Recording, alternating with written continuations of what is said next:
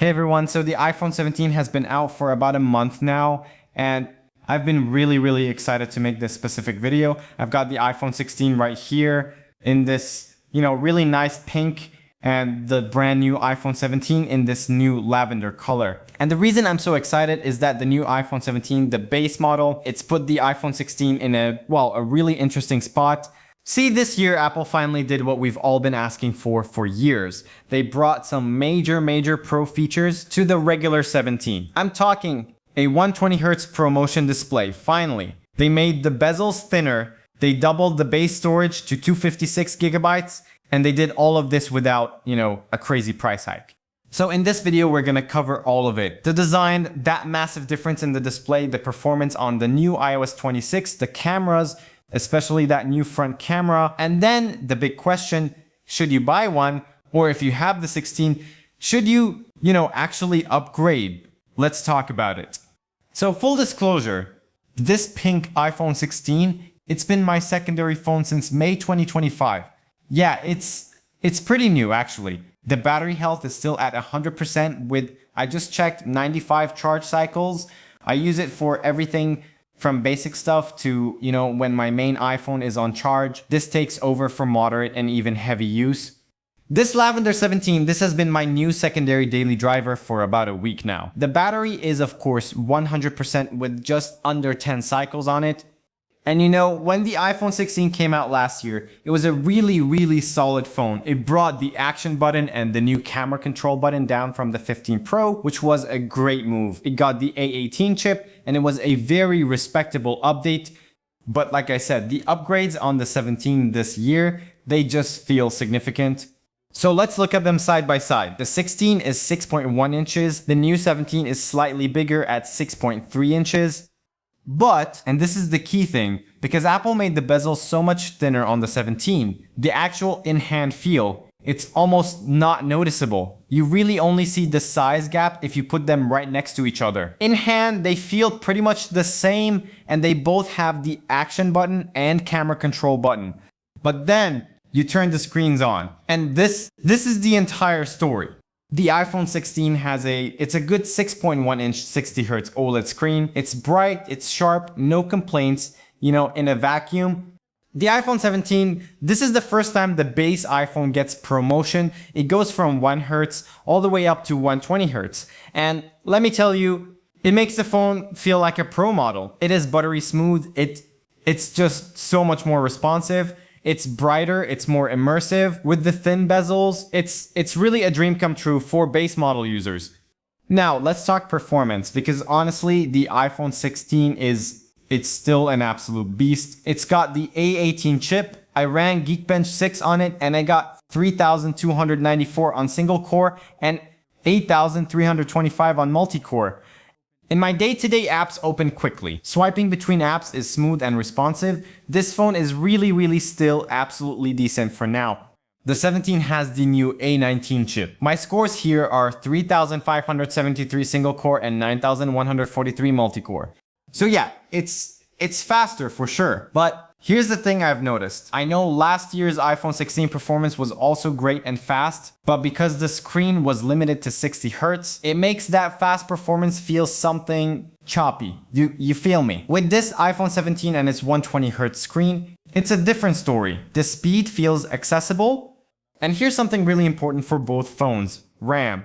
Both the 16 and the 17 have 8GB of RAM. And I always say this when I re-review older phones with 4GB or 6GB. The processor is still capable, but the RAM, man, with nowadays demanding apps, I keep seeing my apps reloading in the background. With 8GB on the 16 and 17, the RAM management is so much better. Apps just stay open. It's still pretty decent. I do gaming on here, from casual games to high AAA titles like Assassin's Creed Mirage. On the 16, it plays pretty good. Though, it does get frame drops sometimes, and it definitely gets warm when I play a long session. On the 17, I haven't tested it as much, but with this insane A19 chip paired with that 120Hz smooth display, the whole experience is just better.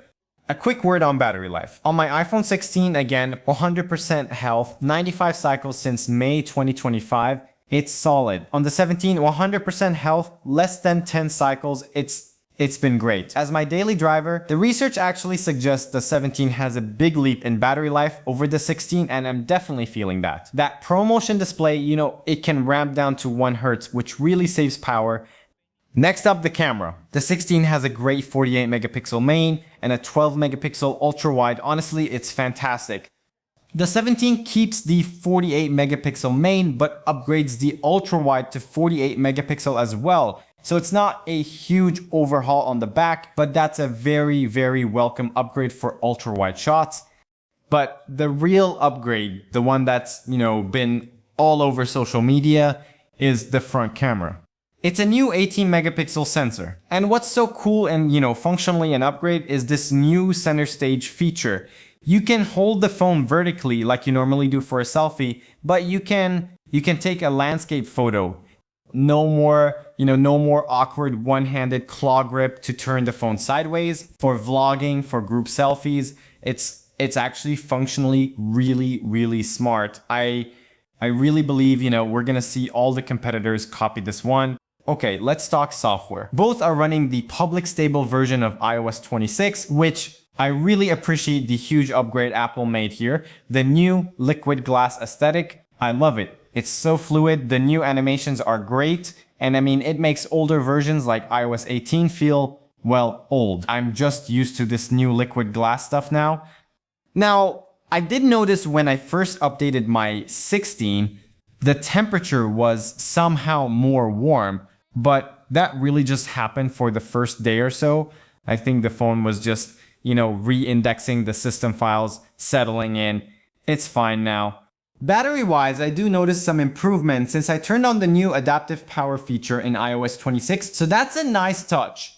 Now, Apple Intelligence. Both the 16 with the A18 and the 17 with the A19 support it, which is great, but I'm just gonna be honest.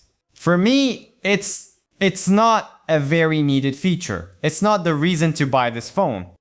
Apple Intelligence by now it's still on an early beta. We're just now getting new languages, and when I really need to do some heavy lifting with AI, I usually just use an alternative that's frankly more powerful right now, like Gemini or ChatGPT.